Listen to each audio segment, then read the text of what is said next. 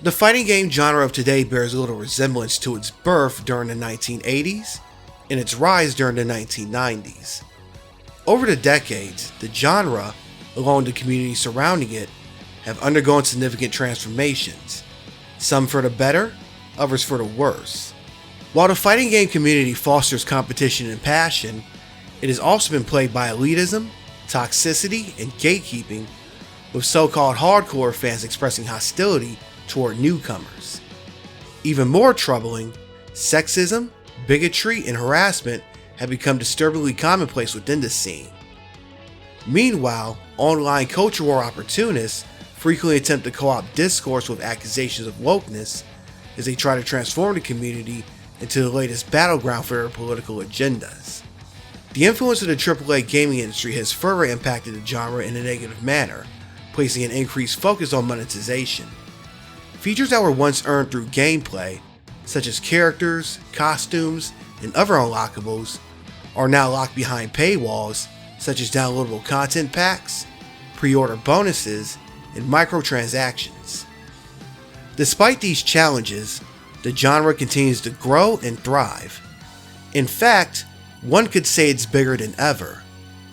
The fighting game community has helped to cultivate a diverse and global fan base, welcoming players of various backgrounds, nationalities, cultures, and skill levels. Fighting games themselves are also experiencing a surge in mainstream popularity, partially driven by advancements in console technology that have pushed the genre beyond what was once thought possible. On the flip side of that, the indie scene remains an equally driving force of innovation, challenging established conventions and redefining what a fighting game can be. Additionally, online play, rollback netcode, increased accessibility options, user-created mods, and even media adaptations and crossovers have expanded the genre's reach, making it more vibrant than ever. Best of all, the legendary franchises of the past have successfully adapted to modern trends, continuing to captivate both longtime fans and new audiences alike. And throughout it all, one king remains supreme, and that is none other than the King of Fighters.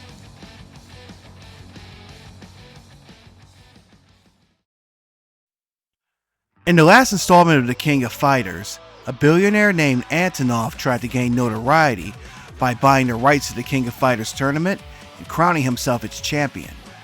He will build an extravagant stadium and invite fighters both old and new to participate. Unfortunately, things went horribly wrong when a being named First made its appearance, destroying the stadium and threatening countless lives.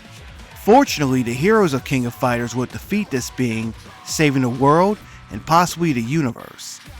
However, several souls contained within Verse will be released upon his defeat, and these souls will return to the land of the living. Sometime later, a mysterious new character, a person named Anastasia, would sponsor an all-new King of Fighters tournament. Again, fighters both old and new will receive invites and teams would form.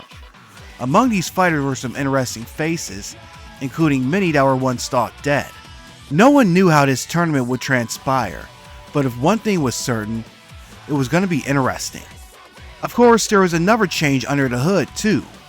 King of Fighters 14 saw the series go 3D for the first time, at least for the mainline series. Insert blurb about Maximum Impact here, insert empty promise about how eventually cover the games here, but you get the idea. SNK would make the choice to use Unreal Engine 4 with King of Fighters 15. The plan was to use it with the previous game. However, SNK decided against it after analyzing the cost. However, they would first use the engine with 2019 Samurai Showdown, and eventually, King of Fighters 15 would become Unreal as part of SNK's plan to shatter all expectations.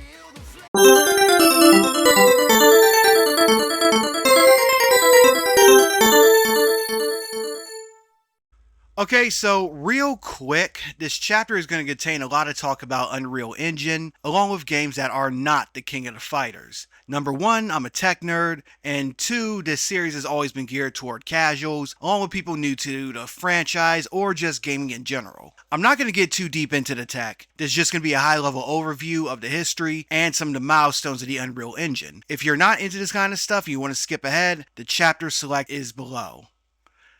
Currently in its 5th iteration, The Unreal Engine is one of the biggest and most popular frameworks in gaming. Over 4,000 companies make use of it, and it remains popular among both mainstream and independent game developers due to its graphical capabilities and ease of use. It's even used outside of gaming, with automotive, healthcare, and architecture companies making use of applications built using the engine.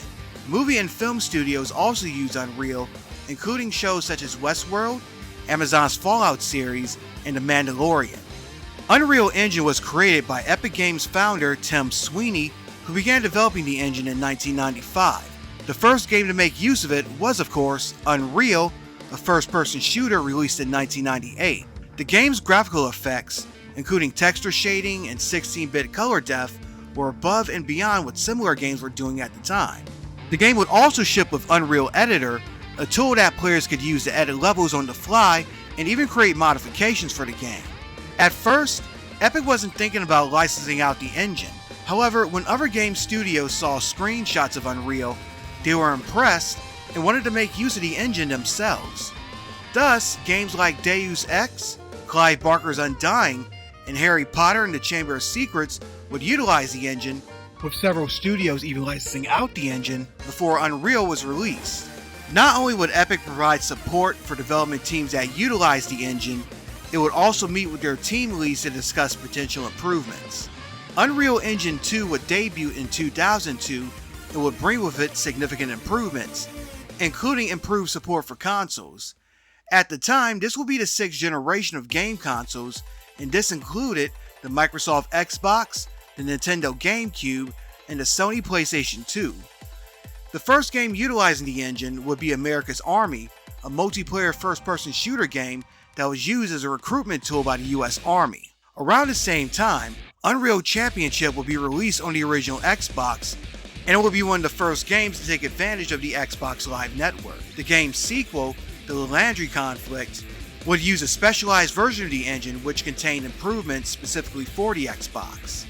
The company even got the engine running on the Nintendo 3DS with Splinter Cell 3D.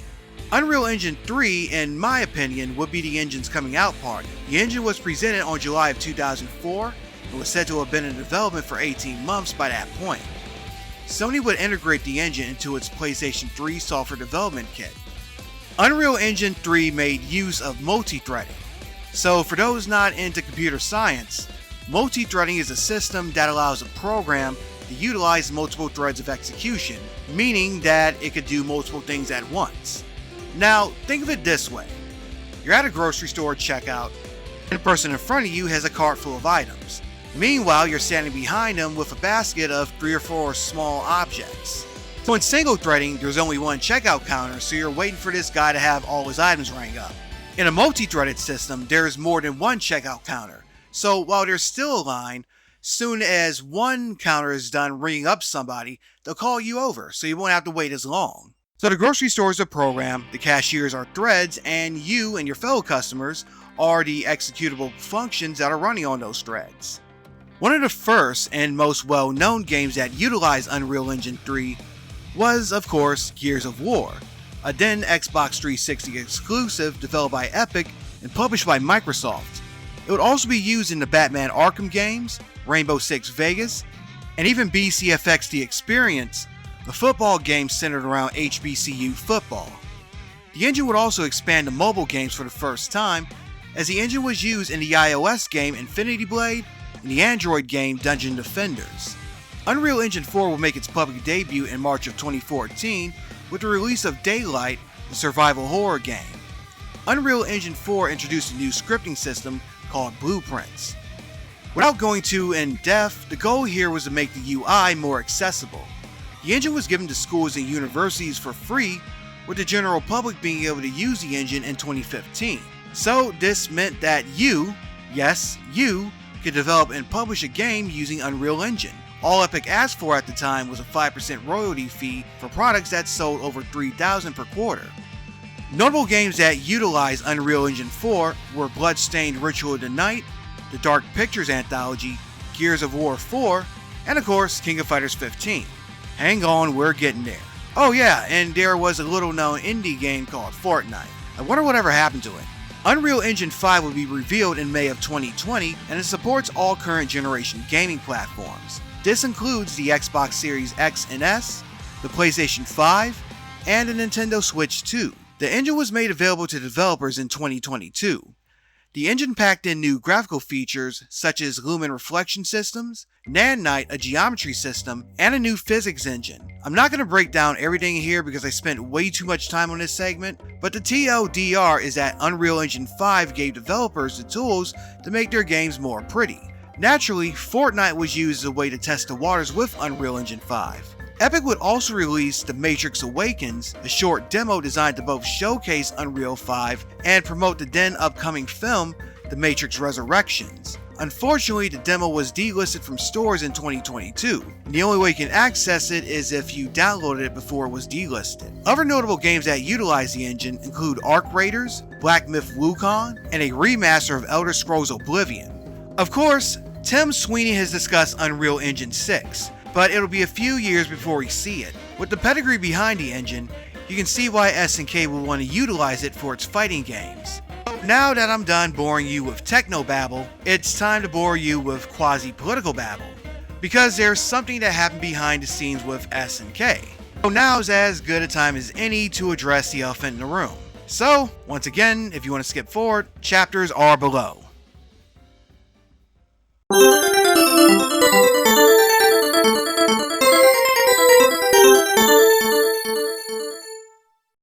While King of Fighters 15 was being developed, there was another behind-the-scenes shakeup that would once again have an effect on SNK. This one would affect the company in a major level. In 2020, the Mohammed bin Salman Charity Foundation would invest 813 million riyals, which is approximately 223 million US dollars into the company. This would give the foundation ownership of a third of the company. If you haven't already picked up from the name, the foundation was started by Saudi Arabia's Crown Prince, Mohammed bin Salman. The original intent was for the foundation to own 51% of the Japanese game developer. The following year, however, that ownership would increase over 96%, making the Saudi royal family the majority owner of SNK. To understand this, you need to know about recent happenings in the Kingdom of Saudi Arabia, most notably Vision 2030. Vision 2030 is the name of the Saudi initiative to diversify the country's revenue streams as to not be dependent on foreign oil, although some critics believe it's a way to whitewash their record of human rights abuses, including the killing of US journalist Jamal Khashoggi. And I apologize if I mispronounced that. There's a lot to unpack here, and I'm sure you want to get to King of Fighters 15 already. To that end, I'll link to a number of podcasts I did about the topic in the description, but I will warn you that this is going to come up again later in the video.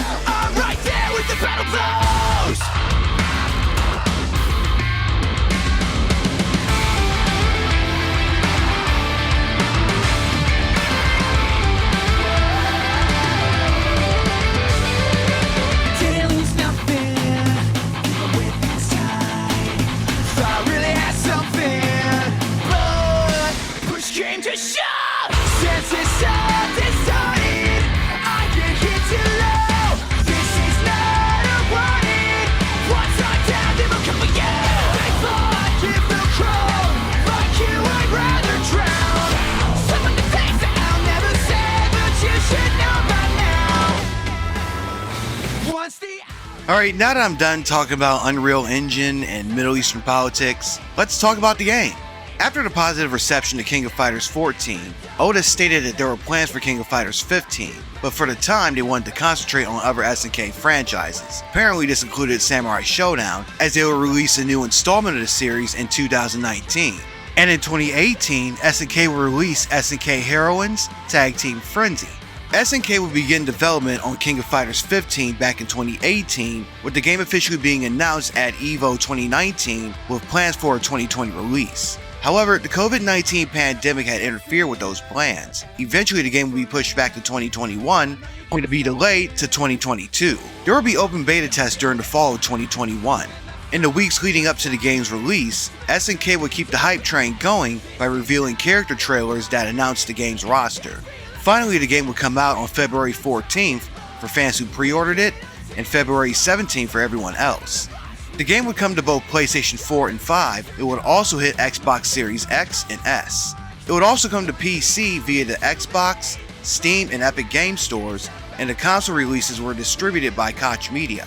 This would be the first time King of Fighters would come to an Xbox console since King of Fighters 13 in 2011. This past June, the game would also come to cloud streaming thanks to the Black Nut game streaming service, which I didn't know existed until I wrote this script. Both the PC and console versions carry a $30 asking price for the base game. There's a deluxe edition with the first team pass and an additional costume for Leona available for $40, while a $60 Ultimate Edition gives you the game and all the additional DLC. Yeah, I know it's doing the DLC thing, but it's not nearly as bad as it was with King of Fighters 14. Matter of fact, it's a lot better than current fighting games that do the DLC thing. So look at it this way. There are 4 DLC teams which are $16 each, and there are 6 individual characters which are only $6 a pop. There's an additional Mark of the Wolves costume for Terry Bogard, and there's a 2-pack with characters Vice and Mature. So if you get all this individually, it's going to set you back $105. Now I know you won't get them individually, thus the fighter and the team passes. The fighter pass, which has the 6 DLC fighters, is $16. The team passes both have 2 teams each, and they're both $16 each. Now you still gotta buy the 2-pack with Vice and Mature, and there's still the $5 Mark of the Wolves costume. So if you get all these individually, you're looking at an extra $63. At least with the Ultimate Edition, you're paying the same price you would for a modern day game, and you're getting all the DLC with it. Plus they're not doing any microtransactions. Yes, I'm praising SNK for doing the bare minimum, but seeing as how so many AAA developers won't, it's something worth mentioning. As for Black Nut, you have to subscribe to the service for $16 a month, and you need to have the SNK add-on, which is an additional $10 monthly. But at least you'll have access to 27 other Neo Geo games, including King of Fighters Ultimate Match, Mark of the Wolves, King of Fighters 14, and a few Metal Slug titles. Still, personally, I find that there are other ways to play older Neo Geo games. Gameplay-wise, the game wasn't much different from King of Fighters 14. One new mechanic that was introduced was the Shatter Strike, a devastating counter move that will completely stun opponents and leave them open to follow-ups. The attack costs 1 power bar, but if it landed successfully, players will regain half a power bar back. In addition, Rush Mode, where players could auto-combo into special moves by rapidly pressing a button, would also undergo some adjustments, allowing players to perform a different ending attack after the 4th button press. Max Mode, a series staple, would also undergo some slight tweaks. Max Mode will require 2 power meters instead of 1, and would increase the fighter's attack and guard crush while it was active. The game also brought back Quick Max, a variation that allowed players to cancel attacks into super moves. This variant could be activated when you defend against a regular attack or a special move. EX attacks also returned, but this time you didn't need to have Max Mode activated to use them. In 2024, a downloadable update introduced the Advanced Strike mechanic, which was a move that can be used to counter throws. It costs half a power gauge, but like the Shatter Strike, if the attack is successful, players will regain half a power bar. This stands even if the attack is blocked. This move lets you put pressure on an opponent. The attack is a little bit slower so an opponent can catch you if you're not careful. Compared to other games in the series, there wasn't much in the way of game modes for offline players. You have your usual versus and story modes along with a practice mode and tutorial. There is also a mission mode which drills players through the game's mechanics with a series of challenges. There are also online modes with both ranked and casual matches along with private rooms. The game also included rollback netcode, making the online experience even smoother. On the online and offline modes, there was also a DJ station which let players listen to over 300 pieces of music from throughout SNK and King of Fighters history. However, some tracks had to be unlocked and others were tied to DLC. Still, it was a nice gesture for longtime King of Fighters fans. When it came to the game's cast, King of Fighters 14 felt like a way to introduce the series to fans who were new and to reintroduce the game to longtime fans. You had this air of SNK throwing things to the wall to see what stuck. By contrast, King of Fighters 15 felt like SNK knew what direction they wanted to take the game's story in. The biggest area that you can see this is in the game's cast when compared to King of Fighters 14. Let's start with the teams that remain the same, of which there are only 2. Terry, Andy, and Joe still make up Team Fatal Fury. Would you expect anything else? Also, the Akari Warriors team retains its King of Fighters 96 lineup of Clark, Ralph, and Leona. Again, would you expect anything else? There's one more team that will fit this description, but we'll get to that in a minute. But for now, Let's talk about the teams that have one member swapped out. Beginning with the hero team, Tung Fu Ru will retire after the last game. Taking his spot on the former Team China is none other than Benimaru Nakado. Rounding out the team is Shune and his narcoleptic buddy, Maten-kun. Looks like for now they're going all in on this idea of Shune being the new hero for King of Fighters. Then again, I like when Benimaru steps out on his own. The team's music kind of reminds me of Inner Shade, which was the Benimaru team's music in King of Fighters 2000. With a hero team, there must also be a rival team, but we'll get to that later. King replaces Yuri Sakazaki in the Art of Fighting team, joining Ryo Sakazaki and Robert Garcia. This isn't an earth-shattering lineup, but the last time we saw this combination was in King of Fighters 2000, and that team included Takuma because the game needed 4 people on each team. The team was also in the King of Fighters Neo Blood, which was a spin-off game for the Game Boy Advance. Speaking of non-earth-shattering lineups, Kula would have a falling out with K-Dash, causing her to leave that team and be replaced by Whip. This wasn't exactly a new team either, although the first time that we saw the team was in the Dream Match game King of Fighters 2002. So this is the first time that the team is part of series canon. While it's cool to see that these characters are still in the game, I'm kinda disappointed that there wasn't much in the way of storyline material for them, considering, well, we'll get to that in a minute. Angel will part ways with Team Mexico. She will be replaced by Antonov, who is the sub-boss of King of Fighters 14. Joining him will be Ramon and King of Dinosaurs. The team will be redubbed Galaxy Anton Wrestling Team. Yeah, it's goofy as hell, but it fits. By the way, if I'm not mistaken, this is the first time in King of Fighters canon that a sub-boss from a previous game will be playable in the sequel, at least in the franchise canon. There was Saishu Kusanagi who joined Hyden and Takuma in the Masters team back in King of Fighters 98, but that was a dream match. Finally, with King swapping places with Yuri, and Alice apparently sitting this one out, a spot will be opened up on the Women Fighters team. This spot will be filled by none other than Athena, and the team would now be redubbed the Superheroines team. Athena had been a mainstay in the series ever since the beginning. However, she was usually with the Psycho Soldier team with Sai Kensu and Chen. The few exceptions would be during the Nest Saga, but that only was because Bao was added as a 4th member. Also in 2003, she would form the High School Girls team with Hanako and Malin, and in King of Fighters 11, she will reform the Psycho Soldiers team, except Momoko will replace Chen. However, this will be the first time seeing her with Yuri and Mai on the women's team. However, if you think about it, it kinda makes sense. This kinda feels like the King of Fighters equivalent of rappers Mia X, Lachat, and Gangsta Boo hopping on a track together.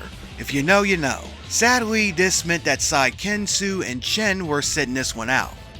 So with that, let's move on to the teams formed with new and returning characters. After being downloadable content solo characters in the last game, Vanessa and Blue Mary will form a team of their own, and rounding out the trio is Gulong, who was introduced in the previous game as part of Team Kim Kapwan. Her lover, Gang Il, and Kim were busy training, so being a secret agent herself, she decides to link up with the two ladies. Last time Vanessa and Blue Mary were on a team together was in King of Fighters 11. This is yet another one of those lineups you don't expect, but makes sense when you think about it. And oh yeah, this meant that you had more than one all-women's team in the game. You know a King of Fighters game is going to be fire when there's more than one all-women's team.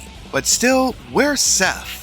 Earlier, I stated that Kula and Angel parted ways with their old teams, and they would form a kinda, sorta, new team as former Nest experiments. The two ladies would be joined by a third, all-new character named Cronin, a totally all-new character who was all new to the franchise. No one had ever seen this new character before. Oh, you know what? Okay. Let's stop BSing. If you kept up with the franchise for long enough, or even with just this retrospective series, you already know that Cronin is basically a redesigned version of K-9999.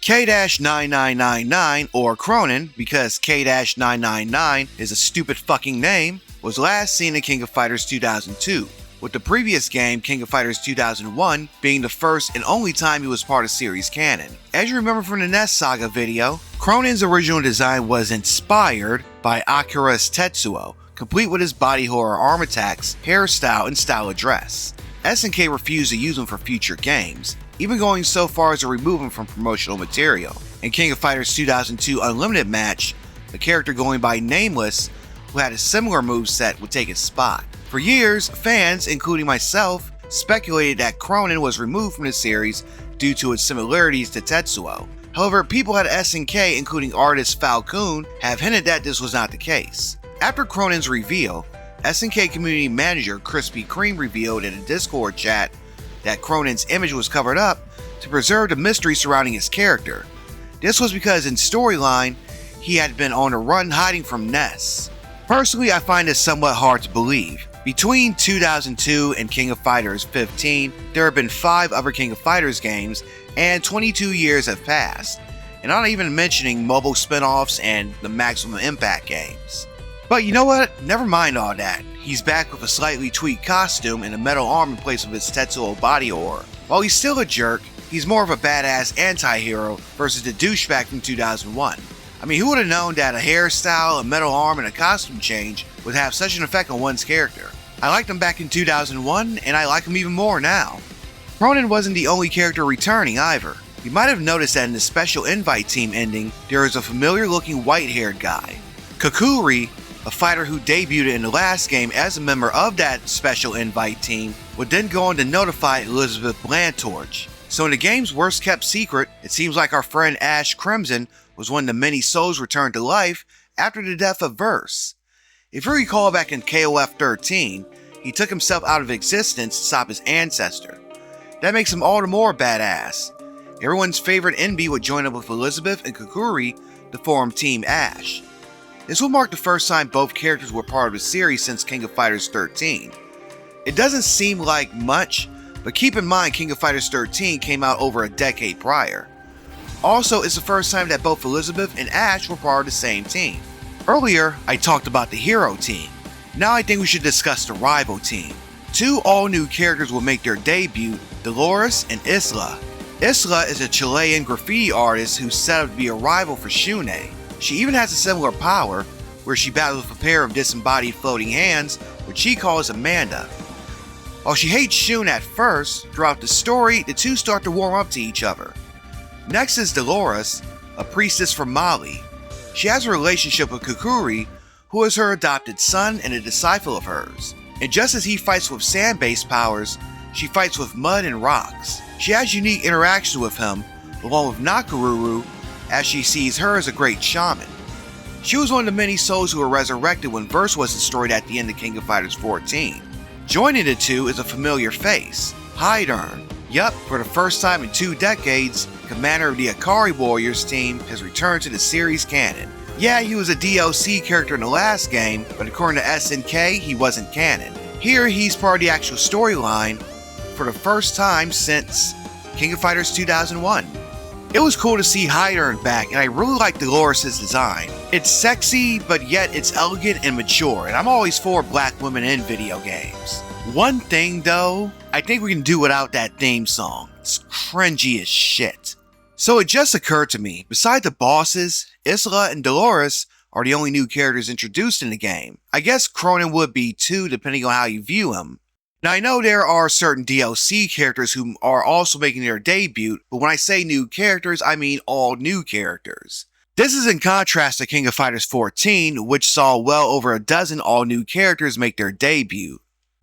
Dolores and Ash weren't the only souls that were released by the defeat of Verse. Another familiar team was going to make their return to the land of the living, and this team was none other than Yashiro, Chris, and Shermie, the new Faces team. Yup, they were pretty much in every Dream Match game except for 12, but this marked their return to the series canon for the first time since King of Fighters 1997. With the seal of Orochi being tampered with, and of course the Orochi trio returning, Chizuru, Kyo, and Airi would reunite to reform the Three Sacred Treasures team. This team returning for the first time in 19 years, the last appearance being in King of Fighters 2003. For the first time in the series, however, the team is available as a default lineup, whereas in 2003 and 1997, you had to pick each member as part of an edit team. Finally, let's talk about the downloadable content characters. Unlike King of Fighters 14, most of them are part of the game's storyline. Team Pass 1, which I mentioned earlier, gave you Team Garo and Team Southtown. Team Garo, obviously Mark of the Wolves, was a team made up of Bijane, Gato, and Rock Howard. After being a DLC character in the last game, Rock finally got promoted to being on his own team. Maybe in the next King of Fighters game, he'll be part of the main cast and not a DLC character. Team Southtown was Geese Howard's team from the last entry, only this time, Heinlein's sitting this one out, so Ryujin Yamazaki returns to take his place. Also, it looks like the three got some all-new drip. The second team pass included Team Samurai and the Awakened Orochi team, so for the first time we got a full-fledged Samurai Showdown team after being hinted at as far back as King of Fighters 95. Of course, Nakaruru will make her King of Fighters debut as part of the Another World team back in the last edition. This time, she's joined by longtime Samurai Showdown hero Haomaru and Darlie Dagger, a character of African descent who made her debut in the Samurai Showdown 2019 game. Darlie fights with a huge saw and is a shipbuilder. While I guess longtime fans would have expected somebody like Yukio or Galford, Darlie is a great fit for the team, and it's always nice to see more black people in the game. The Awakened Orochi team is an alternate version of the New Faces team. If you remember, the Awakened versions have different postures, walk animations, and movesets. These new versions also have brand new costumes. So apparently, these two are separate characters from the regular Chris, Yashiro, and Shermie, with the three having split themselves apart in the body and mind. I like the fact that he brought this team back, but personally, I would have preferred maybe 3 all-new characters, or 3 other characters who were left out, and maybe have these alternate versions as hidden characters. Or, you know, just return Team USA to the game. Along with the teams, there are several edit-only characters, and these are all available as part of that fighter pass I mentioned. Kim Cap-Wan returns as a solo character. Naj, the Middle Eastern woman from King of Fighters 14, would also make her return, though it's kinda weird that they don't put her in the team by now. Also, Sylvie Paula, who also debuted in King of Fighters 14, will return, this time as an edit-only character. Shingo Yabuki, last seen in King of Fighters 11, made his return. Hinako Shijo is back, herself having been last seen in King of Fighters 2003, and Duo Lan will return for the first time since King of Fighters 13. Vice and Mature would also return as part of a 2-pack, as I mentioned earlier. And finally, Omega Rugo and Gonitz, classic King of Fighters bosses, will make their return, and you can get these guys for free. If these two are part of series canon, it could have some serious implications for the future of King of Fighters. While there were a lot of surprises in the lineup, it was disappointing to see that many of the new characters from 14, such as Banderas and Mian, were sitting this one out. Still, it was cool to see characters like Ash and the New Faces trio make their return. My biggest beef, however, is that you got all these old characters coming back, but still no love for Team USA. I mean, come on here, SNK. King of Fighters 15 better be about Heavy D, Brian B, and Lucky G getting their look back. But I have to wonder though, if Versus defeat in King of Fighters 14 actually allowed fighters to come back from the dead, wouldn't this negate the idea of a dream match? I mean, if anyone can come back, then potentially everyone can come back, right? Anyway, moving on. Upon making your way to the end of the tournament, you fight a being named Reverse. Reverse is simply Verse from the previous game reincarnated, only this time she's a woman, she's more berserk, almost animalistic in nature. The being uses Isla as a mana as a vessel, so her design is a cross between Isla and the original Verse. After you defeat her, Reverse uses the last of her strength to open a gate, summoning the game's true final boss, Otoma Raga. Otoma Raga is an alien-like deity that's said to be the goddess of truth and an ancient African entity of creation. She holds the distinction of being the first female end boss of a King of the Fighters game. Her body is made up of black stone skin, and she's surrounded by crystals, which she utilizes in her attacks. She's hard enough to defeat when you encounter her. Once you defeat her the first time, she respawns in a red form with stronger attacks, living up to the SNK boss reputation. Her story is that she appears at the end of days, and Verse acts as her herald. Think Galactus and the Silver Surfer. Verse, or in this case Reverse, is used to gather the souls of the fallen fighters, and once she gathers enough souls, she summons her master to destroy and recreate the world. In the edit team ending, it's hinted that Ash's actions in King of Fighters 13, you know, wiping himself out of existence, may have caused her emergence. Apparently, she believed that Ash's messing with the time stream meant that the world was ending, and thus she decided to kick the whole destroy and recreate thing off prematurely. I really like her design, however, I think she will look more at home as the boss of a role-playing game rather than a fighting game. So like I stated earlier, with King of Fighters 14, it seemed that SNK was trying new stuff just to see what stuck. In the game's final boss, Verse felt like it came out of nowhere. This time you can tell that a lot more thought was put into the game's story, and you can see that with the two bosses. I really like their designs, and they were a huge improvement over 14. I mean, none of them are Omega Rugal, but who is? So, did the King of Fighters 15 shatter all expectations? Well, on Metacritic, both the critic and user scores are generally favorable, with the critic score being 79 and the user score being 7.5. The game was praised for its use of netcode, its character designs, roster, music, and gameplay. On the flip side, the game was criticized for its steep learning curve, slightly dated animations, matchmaking quality, lack of single-player modes, and the feeling that this was more of an upgrade to 14 rather than an all-new game. Even then, these reviews weren't too harsh on it, and the ratings usually ranged from mid-70s and up. So what did I think about it? It's King of Fighters, so of course I loved it. I was surprised by many of the new lineups, although I was disappointed that several characters that were introduced in the last game were left on the sidelines. As for the learning curve, I'm a casual fighting game who gets his ass kicked online, so I really couldn't tell you. But although I'm not going to hit you with that get good line, I will tell you that there's a lot to learn and master. But practice does make perfect, and the game does give you tools to learn. I also love the DJ station, as it looks like a great Easter egg for longtime fans. Also, the game could have had more single player content, even with something like time attack or survival modes. So to answer that question, depending on who you ask, while the game didn't exactly shatter all expectations, it's still a great entry in the franchise.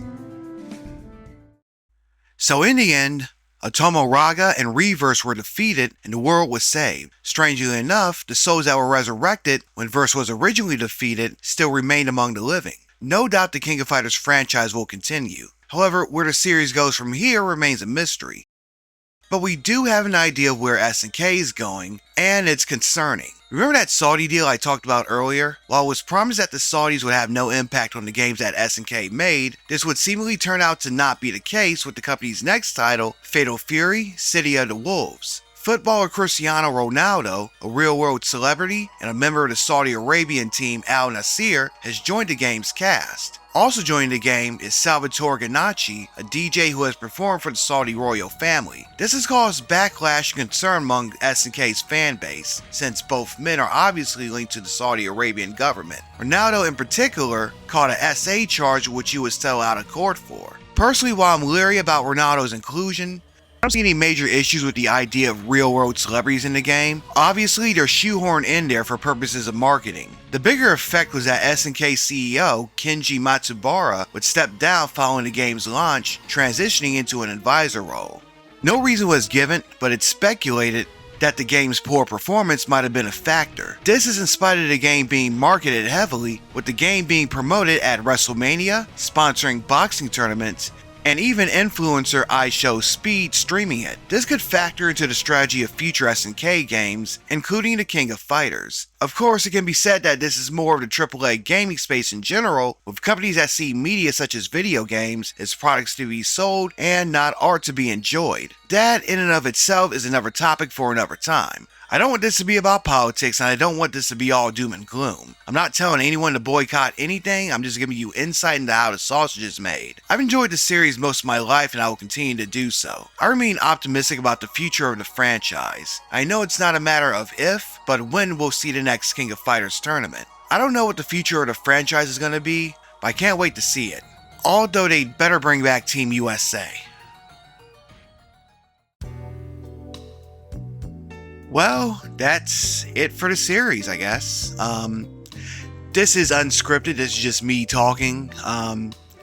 So I started this in 2021, and now I'm finally wrapping it up 4 years later. I know I took a lot of time on this, but I had a lot of stuff going on. Since I first did this entry, I moved from Georgia to Oklahoma, moved back to Georgia, moved 2 more times. I've gotten married, got a new job, got laid off from that job, got another job, got laid off from that job, got another job, changed for a job of a higher salary, and yeah, now here I am where I'm at now. Finally finished this series. This series was actually the main reason I started my YouTube channel. This was always a passion project for me. I love fighting games. I love SNK. Even though I'm not particularly good at fighting games, I just love King of Fighters. Like, the first game came out when I was in 7th grade, and between King of Fighters 94 and the release of King of Fighters 15.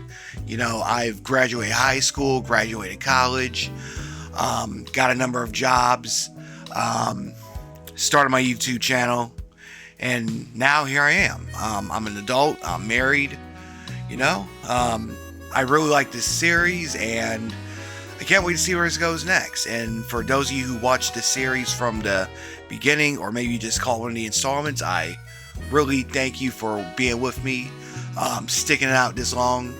You know, I did. I know I took a while on this, but I think it was well worth it. I hope you enjoy watching this series as much as I enjoyed making it. If you're new to this channel, I like to do retro games. I like to do documentaries. You just went through one. I got a podcast. Will talks about games. Tons of cool stuff. It's in the description below, my link tree. So do check that out. Comment, let me know what you think. Hit that like button. And hopefully you're watching this the day after Christmas, or like sometime during Kwanzaa week. If not, I hope you had a great holiday. And if you don't see more videos from me between now and then I hope to see you in 2026. So until next time, I'm Audi 51,000G, kinfolk.